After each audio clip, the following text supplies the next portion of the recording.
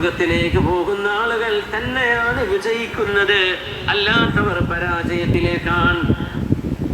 നരകത്തിലേക്ക് പണിയെടുത്ത് നിൽക്കുന്നവരും നരകം പുൽകാനിരിക്കുന്നവരും സ്വർഗം തുറന്നു വെച്ച് അല്ലാഹു കാത്തുവെച്ച് നിൽക്കുന്ന മുഅ്മിനീങ്ങളും ഒരുപോലെയാണോ? ഒരുപോലെയല്ല. സ്വർഗത്തിലേക്ക് പോകുന്നവരും നരകത്തിലേക്ക് പോകുന്നവരും ഒരുപോലെയല്ല. അല്ലാഹു പറയാ. ഓരോ ദിവസവും ആളുകൾ വിളിച്ച് പറയുന്നത് എന്താണ് ഉസ്താദേ? അതേ ചെറിയ 5 വയസ്സുള്ള മോന് ടെസ്റ്റ് ചെയ്യണമെന്നാ പറയുന്നത്. ടെസ്റ്റ് ചെയ്തപ്പോൾ ക്യാൻസറാണെന്നാ പറയുന്നത്.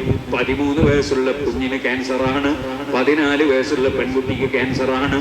അങ്ങനെ ചെറുപ്രായത്തിൽ തന്നെ പലർക്കും ക്യാൻസറാണ്, ട്യൂമറാണ്, പല രോഗങ്ങളും വരികയാണ്. അതിനൊരു കാരണം എന്റെ സഹോദരിമാരെ, സഹോദരന്മാരെ, ഈ ചെറിയ പിഞ്ചുമക്കളെ കയ്യിൽ നിങ്ങൾ ഈ ഫോണ് കൊടുക്കുന്നതാണ് കേട്ടോ. ഈ മൊബൈൽ ഫോൺ എന്ന് പറയുന്ന സാധനം വലിയ അപകടകാരിയാണ്. ഞാനത് പറഞ്ഞാൽ എനിക്ക് വിശ്വാസമാകൂല, കാരണം ഞാനത് അറിയുന്ന ആളല്ലല്ലോ. നിങ്ങൾ ഡോക്ടർമാരോട് ചോദിച്ചോളൂ. ചെറിയ പിഞ്ചു മക്കൾക്ക് നിങ്ങൾ വേണമെങ്കിൽ തിരുവനന്തപുരം പോയി RCCയിലെ ഡോക്ടർമാരോട് ചോദിച്ചോളൂ, ക്യാൻസർ സെന്ററുകളിലെ ഡോക്ടർമാരോട് ചോദിച്ചോളൂ. ഈ പിഞ്ചു മക്കൾക്ക് ക്യാൻസർ ഉണ്ടാകുന്നതിന്റെ ഏറ്റവും വലിയ കാരണം ഈ മൊബൈൽ ഫോണിന്റെ ഉപയോഗമാണ് കേട്ടോ.